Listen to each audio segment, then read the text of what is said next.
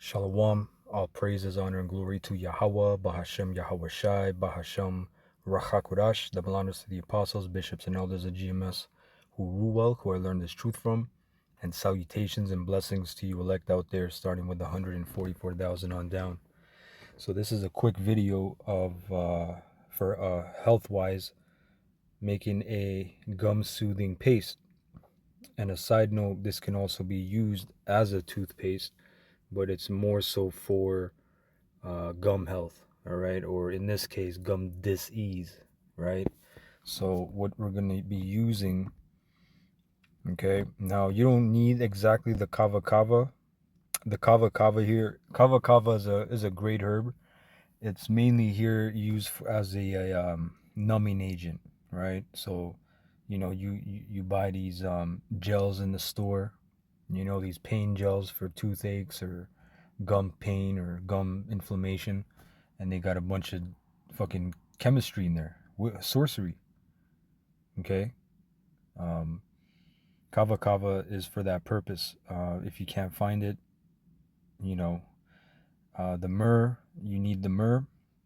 All right, so get myrrh powder, which the myrrh right now is very expensive. Myrrh and frankincense, they were always expensive, but it's crazy. This year actually, because I buy the essential oils and I buy the resins and both have went up. It's damn near like you're buying a little bit of groceries, but at the same time they are worth their weight in gold, as the when you look into history with the frankincense, the sacred, the Boswellia sacra, right? That's the Latin classification, Boswellia sacra, sacred. Okay, because of the medicinal properties. So you're gonna need half a teaspoon of white oak bark tincture. Okay, white oak bark. White oak bark is a mild pain reliever, what they call an analgesic, which means analgesic means a pain reliever, and pretty much it's also a I forget holistic term, but it tightens. Astringent, that's what it is. The water Yahweh Yasha. It's an astringent. Astringent means it tightens. So you got loose, flappy, bleeding gums. It's gonna tighten your gums and make it more, of course, more, restored to more health. Of course, antibacterial and microbial properties. You can look that up as well. You can look all these things up. This is just a summary. But white oak bark is a very beneficial, tincture for your gums, and then 5 drops of clove essential oil, right? Which again, this is for what? Tooth, as it says up here, toothache, teething, plaque, gingivitis, spongy gums, dental decay, mouth infection. Especially if you have pain, mouth infection, this is you got to keep this in a jar. You can make it and then you keep it, because at the same time, this is already preserved via the tincture, which is alcohol. Okay, you get an alcohol-based tincture. And myrrh. Myrrh is also a mild preservative. And also even clove, right, with its antioxidant properties. It also adds a preservative action. It has preservative action, so it offers preservation. And you can keep this in the fridge, but it will congeal. It will be very hard. So rather, you can keep it in a cool, dark place. Okay, away from sunlight and airtight, preferably. Right. So what you do is you take these ingredients, as it says here, and you just mix it together in a small dish, right, to form a paste. To use the paste to pack around the gums for relief, use as needed. Okay, and as I said, I've made this before, so I'm not just, oh, here's something I found pretty cool and I think I like it. No, I've made this. All right, the only thing I haven't used was kava kava because I didn't have it at the time. I have it now, but I haven't made this recently, and therefore, as I said, I've never used the kava kava. But as I said, if you add the kava kava, you have myrrh as an analgesic pain reliever and slightly white oak, but not really. It's more astringent.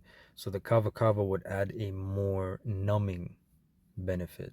Okay, when you take kava kava, Even you take the tincture. If your brothers ever took the tincture, which I've used it before, you can use it sparingly, not too much, because if you overdose, which you can overdose on kava kava, but what it's primarily used for is it's like a social drink. People would make cocktails with it. This was I believe a Pacific Islander herb, so the Southeast Asian peoples would mix it with coconut milk, okay, and they would add maybe cinnamon or other spices, and they would drink it, and it would be like pretty much how people drink alcohol today, but it would put you in a state of euphoria and expressiveness, and opens you up and makes you lively. And I've had the tincture, and it does exactly that. And the beautiful thing about this herb, this is a side note, because each of these things I can do, you can do a lesson on this, because it's all medicine, But again, this is not medical advice. I'm not selling cures. I'm not talking about therapies. I'm not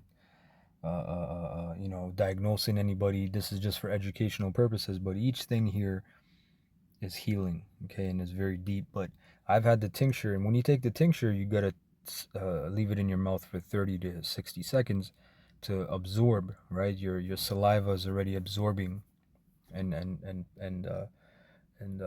placing these compounds. All right, it's skipping your gut and already going into your bloodstream, into your small intestines, to be absorbed and utilized.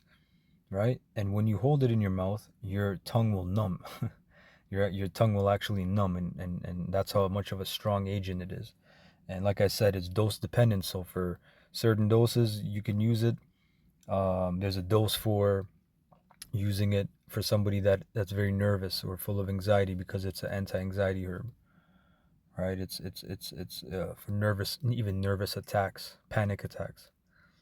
It's a herb used for deep sleep. I've taken it and had great sleeps with it, and actually for dreams as well, vivid dreams. You remember, and then of course you can actually get high on it, right? Naturally, because it gives you like a state of not drunkenness, but like a high. It gives you a natural high, and then you sleep very well. Okay, so again, it's also, when you take it internally, it's a painkiller as well. Okay, so again, you can use this on your gums. Just you have any kind of pain, gingivitis, any kind of bleeding gums, right? Toothache even, okay, dental decay, and I've used this before many times, and it does work, especially if you add the kava kava, because I know now that I've used it by itself, so I know its power by itself. So in this blend, it will be very strong, and of course the clove as well is a numbing agent. The clove essential oil, especially because the essential oil is like 7 to 10 times more potent. Actually, I think up to 100 times more potent than the actual herb, because just to get those drops of clove, you need how many pounds of clove buds to steam distill. So clove is a painkiller and a numbing agent as well. Yeah, and of course you can use it as a toothpaste, but more so this is a emergency, right? You keep this in your kit for emergencies, right? Just like back in the day, we took what, Tylenol, Advil for pain. Well, guess what? That kills your liver. That literally slows down your liver, and it slows down your metabolism. It destroys you slowly. Okay, it destroys your gut.